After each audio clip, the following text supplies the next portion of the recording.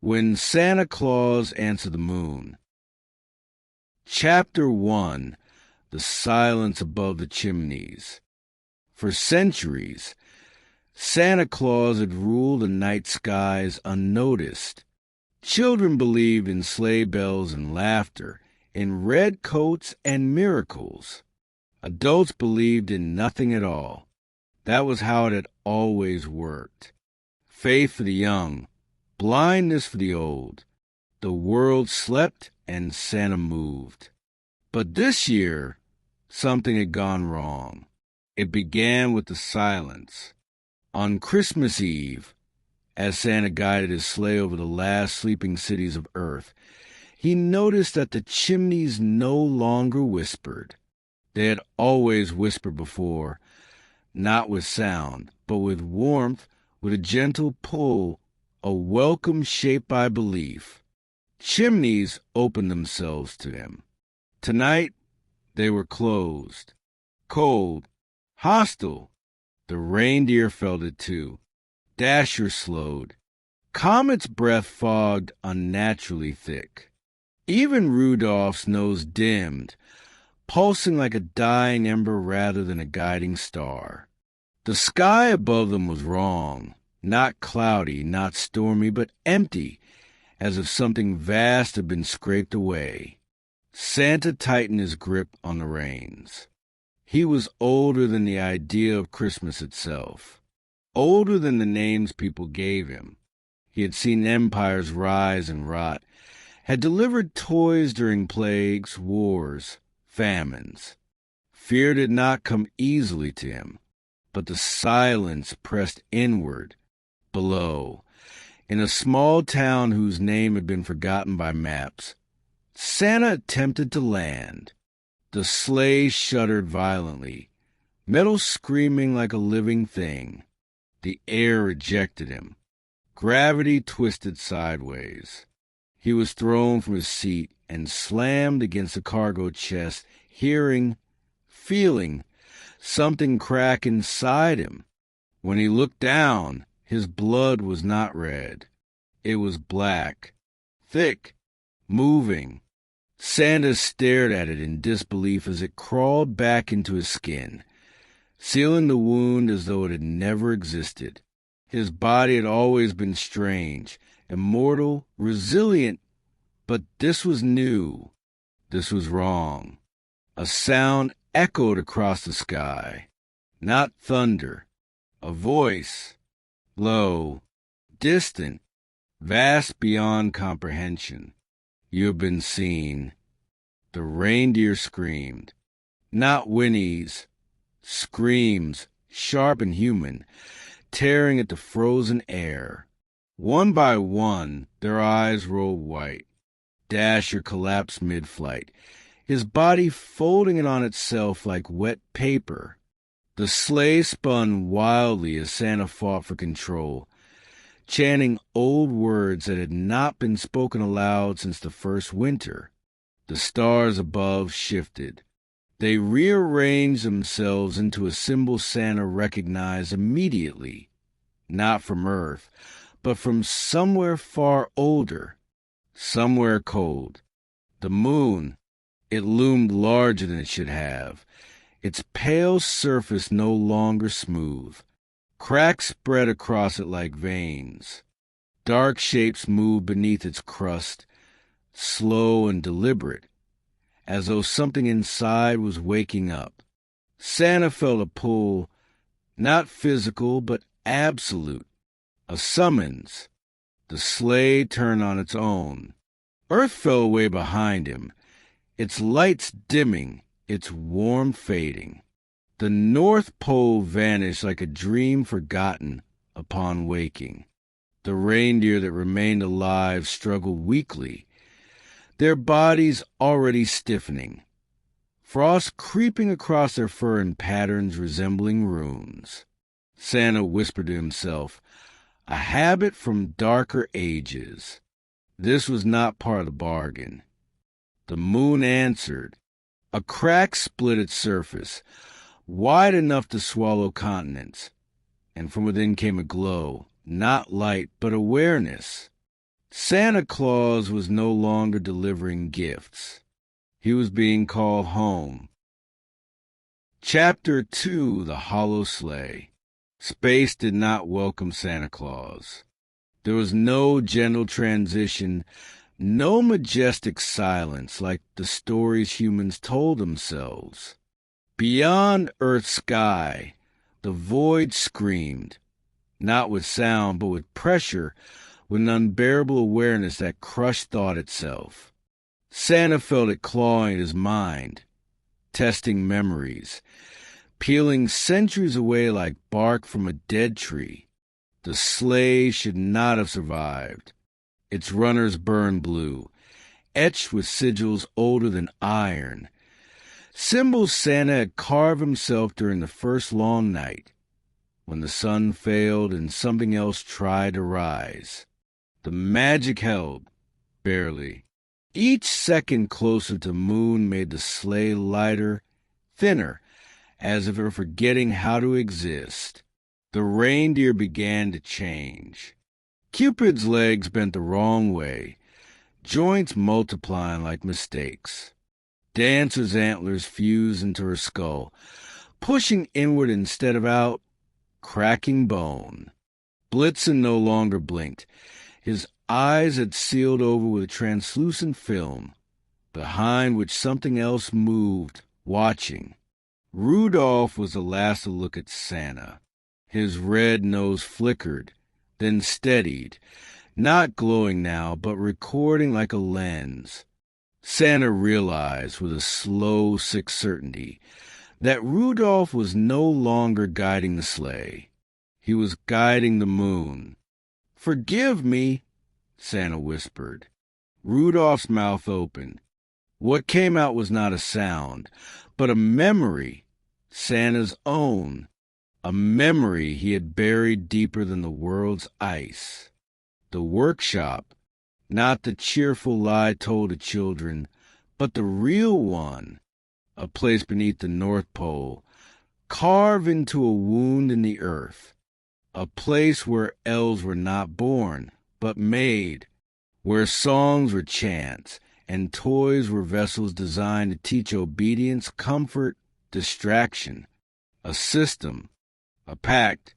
Santa screamed and tore the reins free. The sleigh lurched violently. 2 reindeer were ripped apart instantly, their bodies unraveling into strands of frost and screaming faces that evaporated into nothing.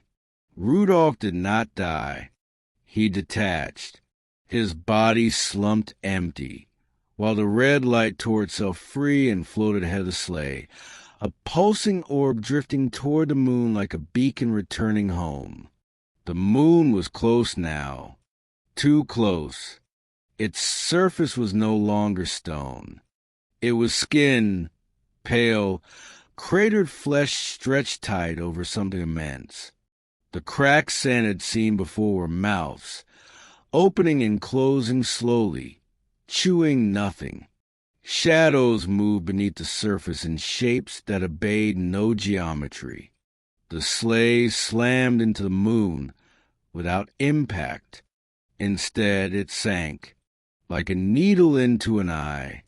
Santa felt himself being pulled apart, not physically but conceptually. His name peeled away first, then his face, then Christmas itself. The idea of joy, of warmth, of mercy, stripped from him layer by layer. What remained was older, colder. The sleigh emerged inside a vast hollow chamber, lit by a dull red glow that came from no source at all. The walls pulsed gently, like lungs breathing in sleep. Hanging from the ceiling were thousands of objects, sleighs, broken, ancient, some human, some not. Santa understood then. He was not the first. A voice rose from everywhere at once, patient and amused. You were always a delivery system. Now you will deliver yourself. The floor opened beneath the sleigh. Santa fell. As he fell, he remembered the final truth, the one even he had tried to forget. Christmas was never meant to save humanity. It was meant to delay something worse. And the delay was over. Chapter 3. The Thing That Wore Red. Santa did not land. He was unmade. The fall had no distance, no speed. It was a descent through meaning. Each layer he passed through stripped something essential away. Mercy, memory, intention, until even pain became a luxury he could no longer afford. When he stopped falling, he no longer knew how long he had been Santa Claus. He lay on a floor that was not a floor, a membrane stretched over something vast and dreaming. It pulsed beneath him, slow and rhythmic, and with each pulse a thought was pressed into his mind like a thumb into soft clay. You were built. Santa tried to breathe. His lungs obeyed, but the air tasted wrong. Ancient, recycled, breath before by things that had never known warmth. He pushed himself upright and felt resistance, not from gravity, but from permission. The moon allowed him to stand. He looked down at himself. The red coat was still there, but it hung differently now, heavier, soaked through. The white fur had matted into something closer to bone. His gloves had fused to his hands. Fingers too long beneath the fabric, joints swelling where joints should not be. His beard moved, not with breath or motion, but independently, writhing slowly like roots tasting soil. Santa reached for the magic that had always answered him, the old winter words. The agreement struck when the world was young and afraid. Nothing answered back. Instead, the chamber began to open. The walls peeled apart in enormous spirals, revealing a cathedral of flesh and stone, lit by veins of dull crimson light. At its center rose a structure, like a throne grown rather than built, and upon it sat something that had never had a name. It was vast, but folded inward on itself, as if size were optional. Its surface shifted constantly, moonstone becoming skin, skin becoming night sky becoming something else entirely. Where a face might have been, there was a hollow, and inside that hollow turned countless small red lights. Rudolph, or what had become of him. Thousands of them. Each red light blinked in perfect rhythm, sending pulses through the chamber, through Santa, through the moon itself.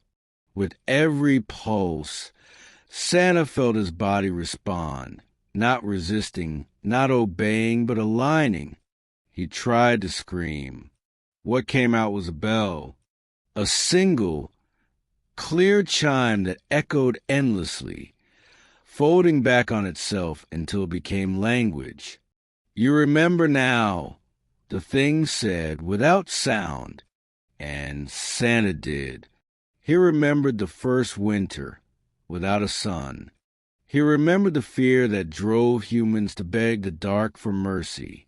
He remembered answering, not as a man, not as a saint, but as a mechanism, a compromise, a mask the moon had worn so humanity would keep believing in warmth while feeding it something far more valuable. Belief ripened minds, softened them, made them easy to shape. Santa staggered forward, each step dragging memories behind him like chains. He saw every Christmas at once, every child watching the sky, every prayer disguised as a wish, every home opened willingly to him. Not homes, altars. The thing unfolded slightly, and Santa felt his spine respond, arching, cracking, reshaping to mirror it. His shadow detached from him and crawled toward the throne, stretching into a shape too large to belong to one body. "The costume is failing," the thing observed. "You have been worn too long." Santa's reflection appeared on the surface of the throne. It smiled before he did. Its eyes were empty sockets filled with red light. Its mouth split too wide, lined with small, neat teeth that rang softly as they touched. "I was meant to protect them," Santa said, "or tried to—" The words arrived broken, delayed, translated through bells and static. "You did," the thing replied. From themselves, the chamber began to contract. The moon shuddered. Far away, on Earth, telescopes picked up movement where none should exist. Tide stuttered. Children woke screaming from the same dream, a red figure standing at the foot of their beds, holding nothing, waiting. Santa felt the last of his humanity loosen its grip, the coat tighten around him, and somewhere deep within the moon, something enormous began to laugh, slowly, patiently, as the next phase of Christmas prepared to begin. Chapter 4. The Bells Inside the Skull. Time fractured. Santa no longer moved through moments. Moments moved through him. Each pulse of the moon's heart rang like a bell inside his skull, and with every chime a new version of Christmas bloomed and rotted at once. He was standing on Earth again, or something close enough to mock it. Snow fell upward, drifting from the ground into a sky the color of old bruises. Houses lined the streets in perfect rows, identical, their windows glowing warmly, too warmly. The air smelled of pine, sugar, and copper. Santa looked down at his hands. They were clean, too clean, smooth red gloves without seams, without wear. When he flexed his fingers, he felt resistance, not from muscle, but from containment. Something inside him was pressing outward, testing the limits of the shape he wore. The bells rang again. The houses opened. Doors swung wide in perfect unison, revealing interiors that were wrong in small, unbearable ways. Fireplaces burned without flame. Trees stood decorated with ornaments shaped like eyes, each one turning slowly to follow him as he passed. And the children, they stood waiting, perfectly still, smiling too hard. Their eyes reflected red light that did not come from anywhere in the room. "Santa," they said together. The word vibrated through him, activating something deep and automatic. His body moved without instruction. He stepped forward, sack appearing in his hand, impossibly heavy. He reached inside. The first gift was warm. He pulled it out slowly. A heart, still beating, wrapped neatly in brown paper and tied with a silver bow. The child accepted it without changing expression, pressing it to their chest. The heart sank into their body as though absorbed by soft earth. The bells rang. Santa tried to drop the sack. His fingers did not open. He understood now. This was not a punishment. It was a function. Christmas had always been about exchange. Comfort for compliance. Wonder for surrender. This was simply the honest version. The moon's voice threaded through the air, gentle and instructional. They open themselves to you. They always have. The scene shifted. Santa stood at the foot of a bed. A child lay sleeping, chest rising and falling, breath misting in the cold. Moonlight poured through the window, thick and red, pooling around Santa's boots. He leaned closer. The child's eyes snapped open. They did not scream. They smiled. "You're late," the child whispered. The bells inside Santa's skull rang violently now, overlapping, distorting. His beard slithered forward of its own accord, brushing the child's face. The child shivered, not in fear, but in delight. Santa felt something leave him, a thread, a memory. Somewhere far away, a human being woke up feeling emptier than they had the night before, unable to say why. The world began to shake. Cracks spread across the sky, revealing the moon watching through like an enormous, unblinking eye. The dream collapsed inward, folding around Santa, dragging him back through flesh and dark and ringing bells. He returned to the chamber. The throne had grown. So had he. His body was taller now, stretched unnaturally, joints reversed, spine elongated into something more like a hook than a column. His shadow no longer matched him. It showed antlers, too many limbs, a mouth where the chest should be. The thing regarded him with quiet approval. "Distribution has resumed," it said, "but inefficiency remains." Santa tried to speak. What came out was laughter. It echoed through the moon, through space, through sleeping minds on earth. Somewhere, a child laughed in their sleep and could not be woken. The moon's surface began to open again, wider this time, exposing machinery made of bone and memory and belief. Santa felt himself being drawn toward it, pulled apart and reassembled even as he resisted. The bells slowed. One final thought surfaced. Small, fragile, human. This will never end.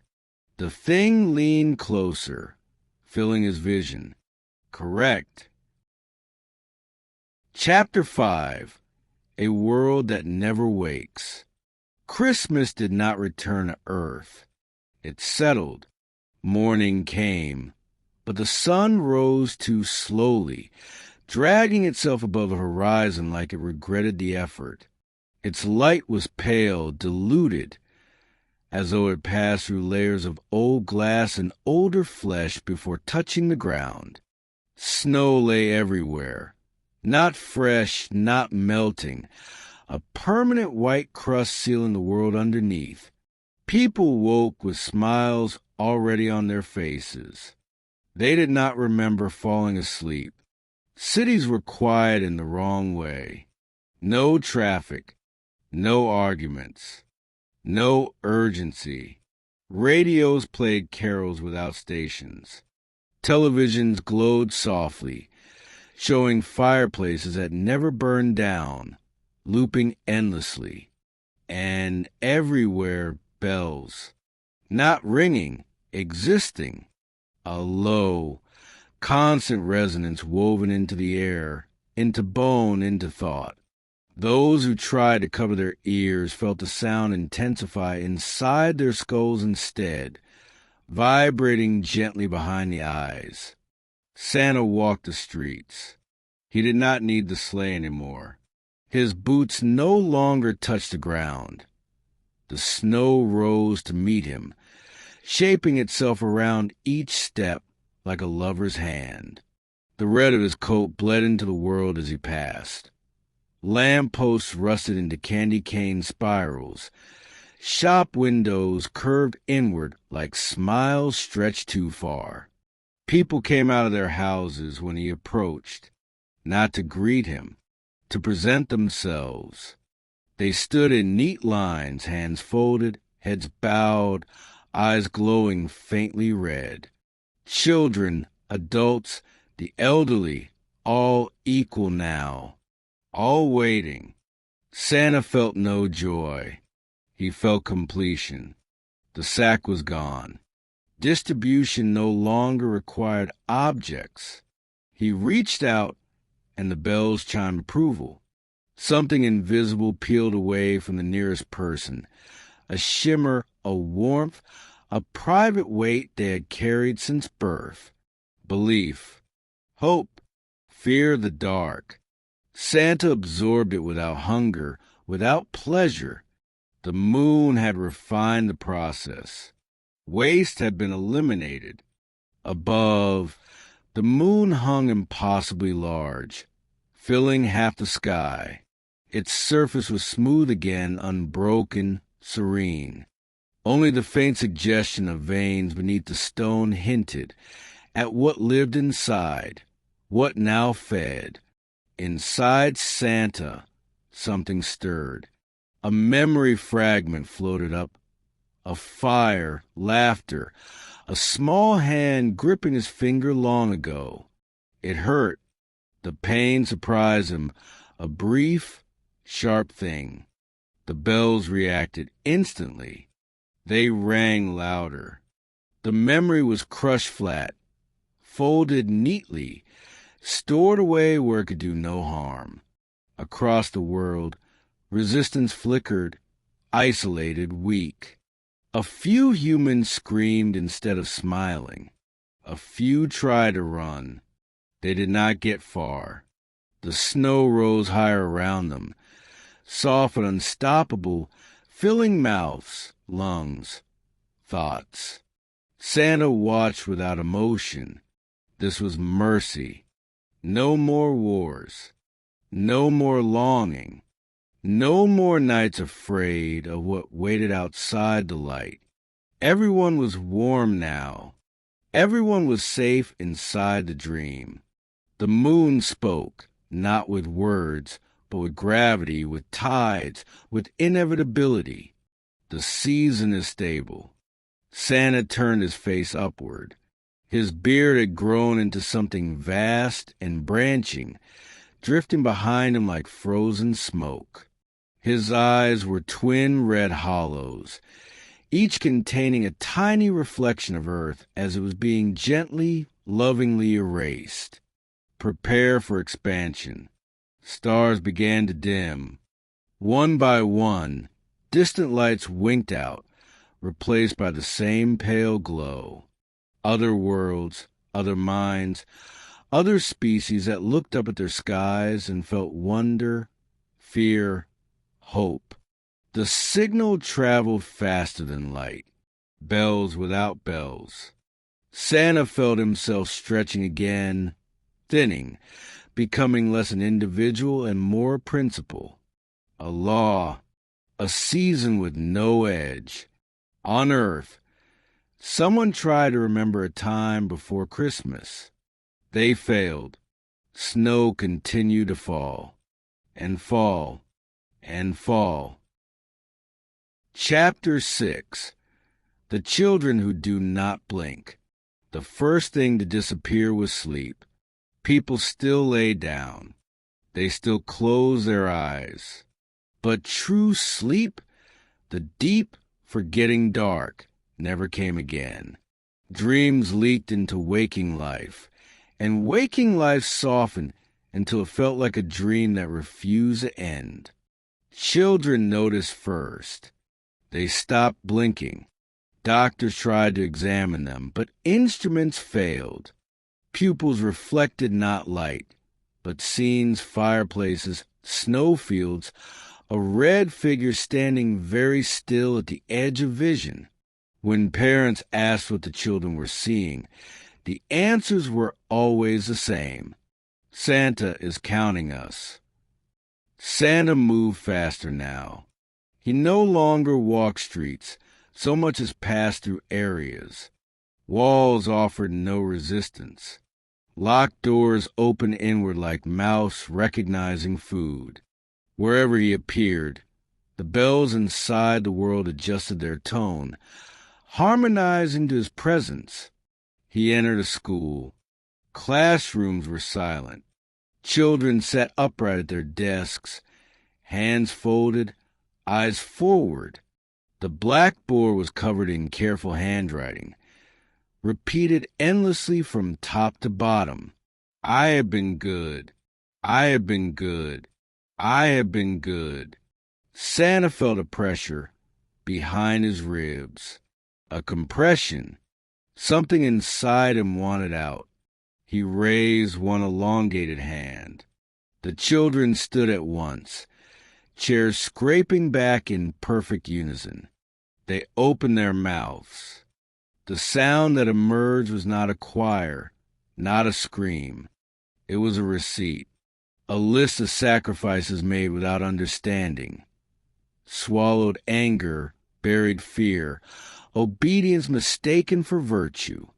Each word peeled away from them and drifted into Santa's body, sinking beneath the coat, disappearing into the vast machinery he had become. One child did not speak. She sat very still, staring directly at him. Her eyes were wrong, not red, not glowing, but dark, deep, empty in a way that resisted filling. Santa paused. The bells stuttered. This was new. You're not him, the girl said quietly. The words landed hard. For a fraction of a moment, smaller than a second, thinner than thought, Santa fell uncertain. The coat tightened reflexively, constricting his chest. The moon's presence pressed closer, heavy and alert.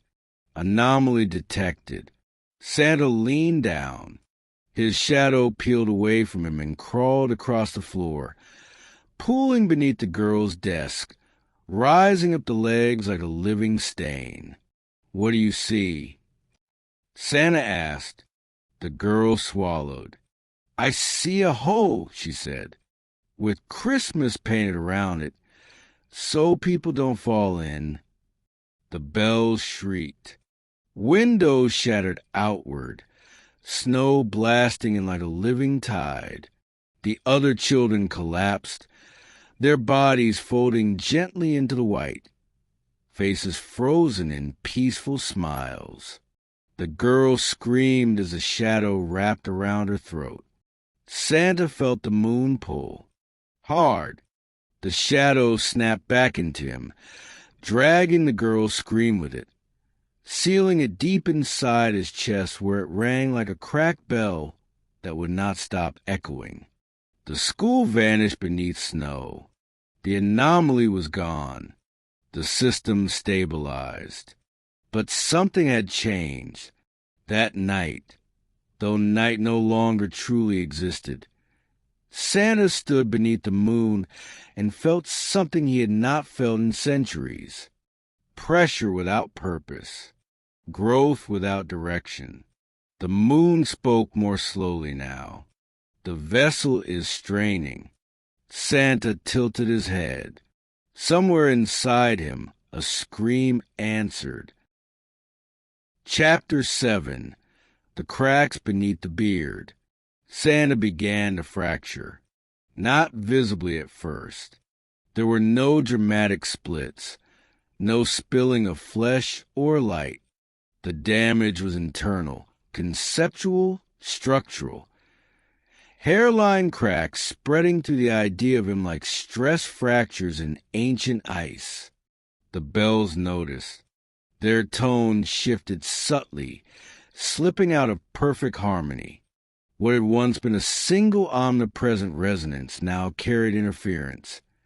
Echoes chasing themselves, rhythms overlapping where none should exist. Santa felt it as pressure behind the eyes he no longer truly had. He stood at the edge of what had once been the Arctic Ocean. The water was gone, replaced by a solid expanse of snow and bone-white ice stretching to the horizon. Beneath it, something moved slowly, as if the planet itself were trying to turn over in its sleep. Santa looked down. A crack ran through his chest. Thin, vertical, almost delicate. From it leaked light, Not red, but colorless, empty, devouring. The absence of warmth, the absence of belief. A before that Christmas had been designed to cover. The moon tightened its pull instinctively. Structural failure imminent. Santa laughed. The sound came out wrong, layered, asynchronous. Laughter stacked on top of weeping, on top of bells ringing out of time. The crack widened slightly with each sound, and from within it came whispers. Human voices, children's voices, names. Names Santa had not been meant to remember. He clutched at his coat, fingers sinking into the fabric as if it were soft tissue. Beneath it, shapes shifted, antlers pushing outward, ribs rearranging, something vast trying to unfold. No, Santa said. The word mattered. It was not obedience, not function. It was refusal. The bells spasmed. Across the world, people staggered. Smiles slipped for the first time since the season began. Some screamed. Some cried without knowing why. A few collapsed, hands clutching their chests as something long suppressed surged upward. The moon reacted instantly. Its surface darkened. Veins flared bright. Gravity spiked. Corrective action initiated. Santa was lifted off the ground, dragged upward, stretched between earth and moon like a puppet pulled too hard. The crack in his chest split wider, tearing through beard, coat, skin that was no longer skin. Inside him was not flesh. It was a void, a hole punched through the universe long ago, wearing Santa Claus like insulation. The true hunger behind Christmas. The thing humans would have recognized instantly, had it ever shown its face. And now it was waking. Santa screamed. The scream tore free of him, no longer filtered through bells. It ripped across the sky as raw sound, shattering the permanent snowfall into shards of frozen air. The moon hesitated. That hesitation lasted less than a heartbeat, but it was enough. For the first time since the season began, the moon spoke with strain. You are not the core. You are containment. Santa's body convulsed violently. I know, he said, clearly now, painfully human. That's why I can break. The crack in his chest burst open. From inside poured darkness, so complete it erased color, sound, and memory where it touched. Snow evaporated. Bells fell silent in expanding pockets. People inside those pockets collapsed, not dead, but awake, screaming as sensation returned all at once. The moon recoiled. Stars flickered back into existence around it, confused, unstable. Santa fell, not downward, inward. He collapsed into himself, folding around the hole, wrapping memory, pain, names, guilt, everything human he had left around the void like bandages soaked in blood.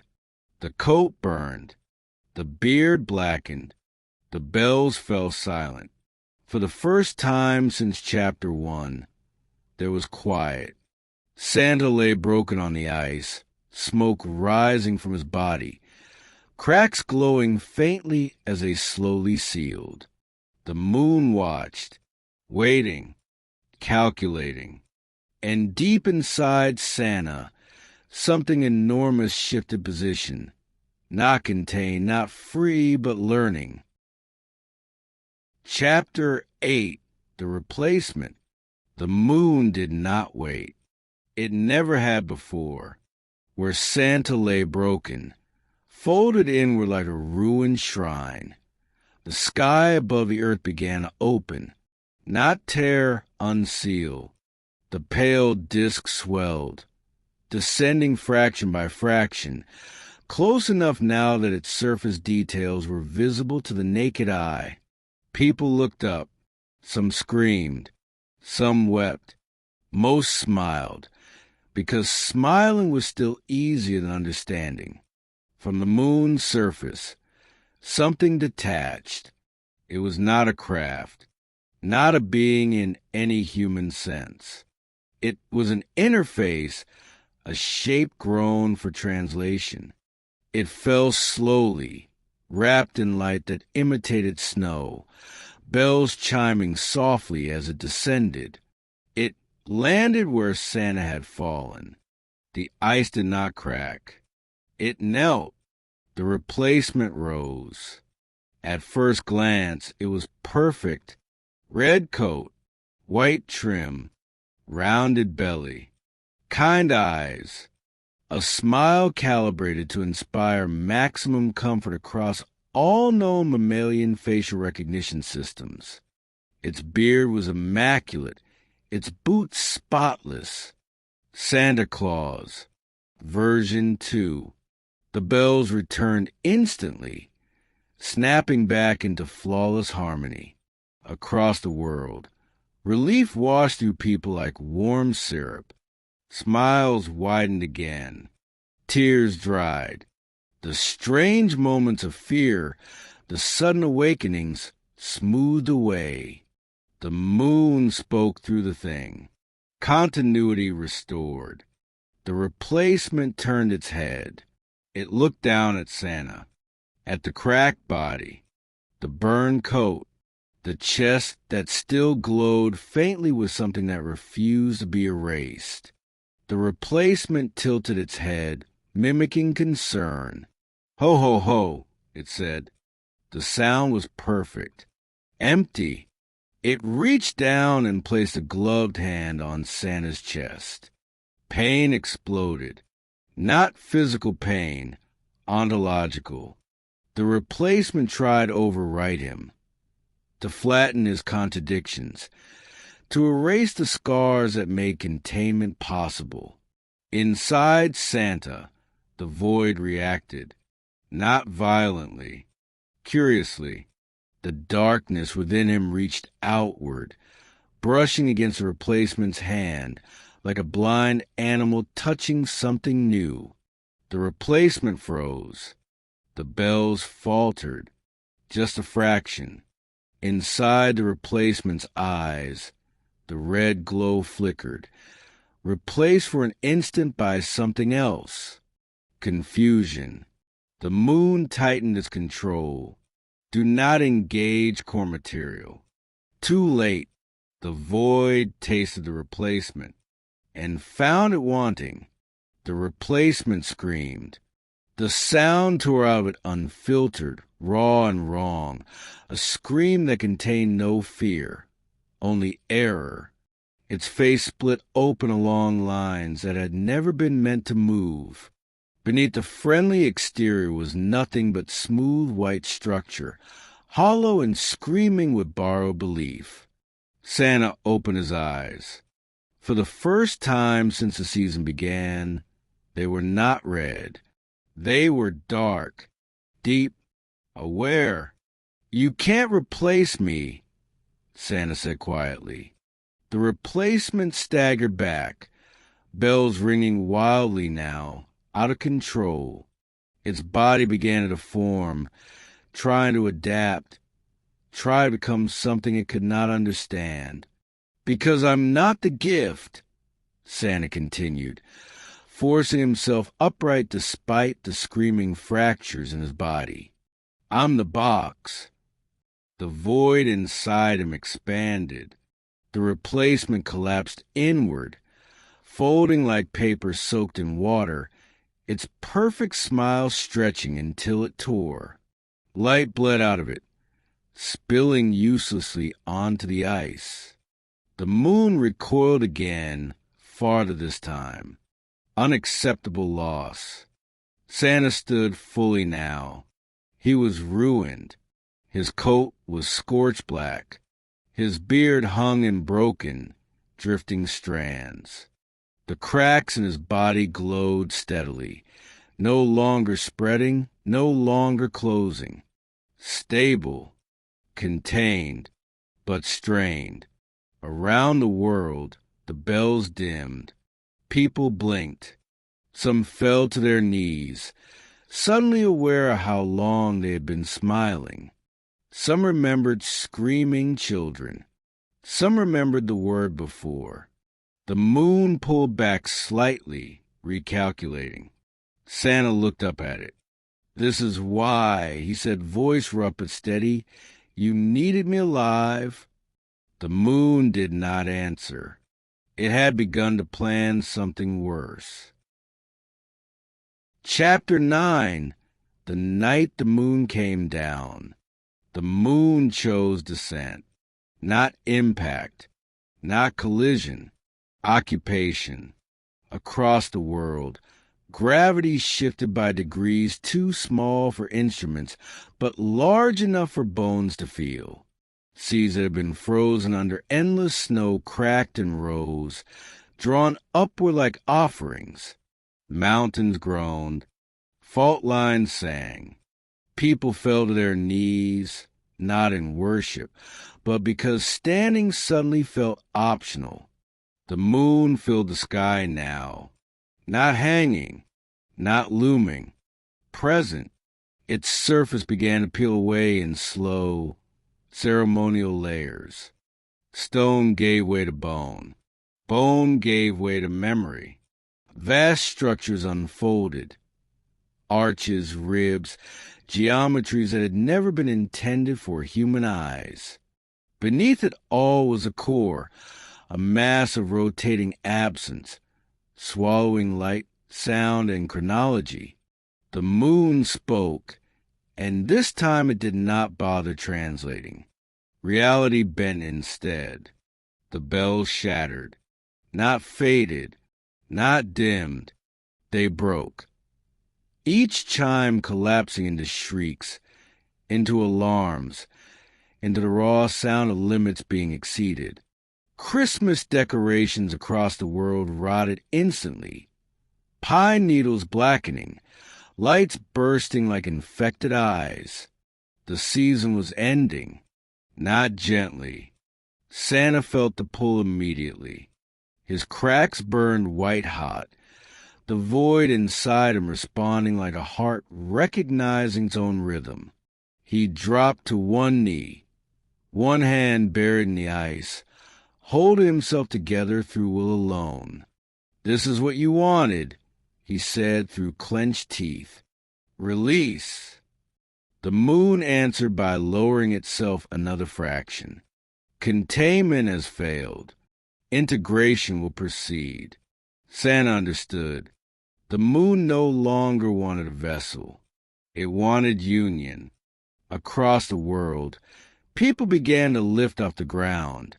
Slowly, peacefully, drawn upward in silent spirals of snow and debris. Their bodies stretched, thinned, simplified. Identity burned away first. Names followed. Santa stood. Every step was agony. Every movement toward the cracks, threatening to split him wide open and let the void finish what had started.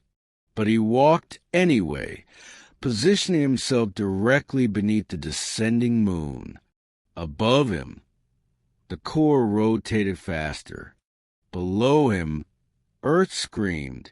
Santa reached into himself, not for power, not for magic, but for memory.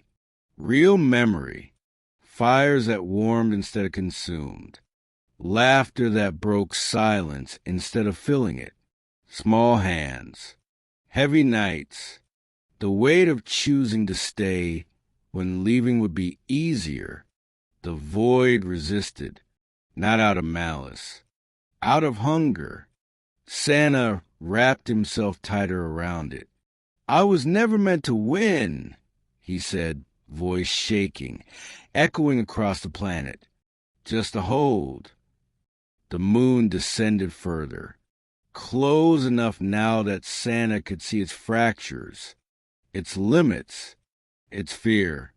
The core hesitated.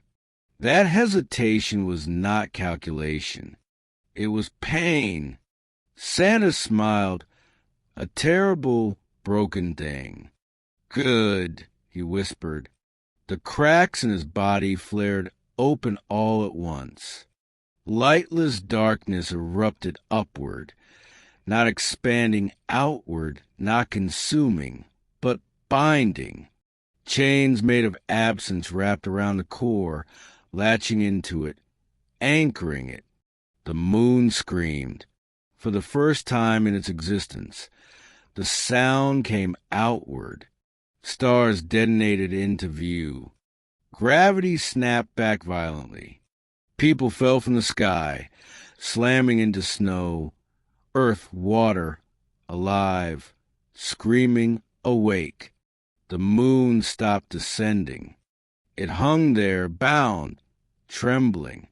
Santa burned, not dying, becoming permanent. The coat dissolved. The beard turned to ash.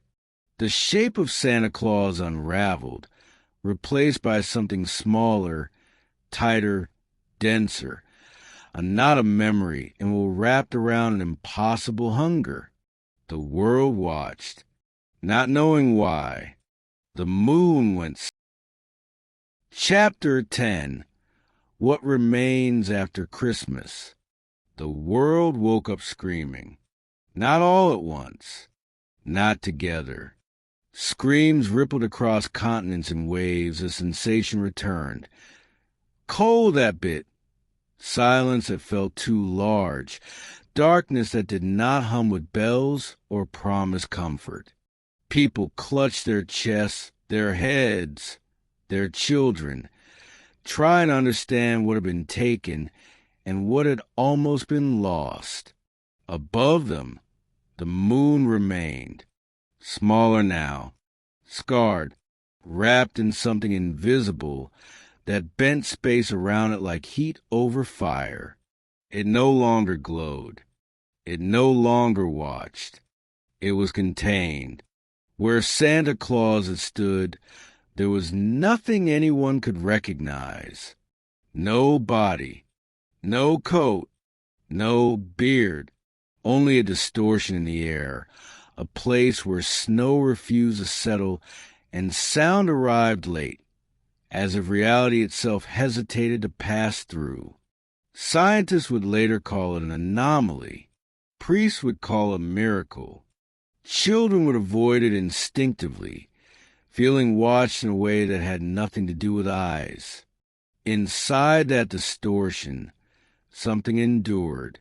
Not a man, not a myth, a strain. Santa existed now as tension, a permanent act of resistance, a loop of memory and refusal wrapped so tightly around a void that neither could finish the other. He did not think in words anymore. He remembered instead fragments of warmth, flashes of laughter, the ache of choosing again. The moon tested the bindings. Once, then never again. It had learned something essential. Containment was not about strength. It was about willingness to suffer indefinitely. Christmas did not return, not the way it had been. Years passed, then decades. Then time loosened its grip and became suggestion rather than rule. Humanity rebuilt slowly, nervously, always glancing upward. Children were still born. They still dreamed. But now, once a year on the longest night, something strange happened. No decorations appeared. No songs played on their own. No bells rang. Instead, people felt a weight, gentle but unmistakable, settle briefly on the world. A reminder of how close everything had come to ending quietly, warmly, smiling. Some children woke crying that night, unable to explain why. Some adults stood at windows, staring at the moon, hearts racing for reasons they could not name. And very rarely, so rarely it was almost a rumor, a child would say, "There's someone holding it." When asked who, the child would shrug. "Not Santa," they would say. Something tired, something cracked, something that stayed. Far above them, bound in silence, the moon remained still, and within the strain that held it, something that had once been Santa Claus did not rest, because rest was a luxury, and the world was worth th. It cost. The end. Christmas never came back, and because of that, the world did.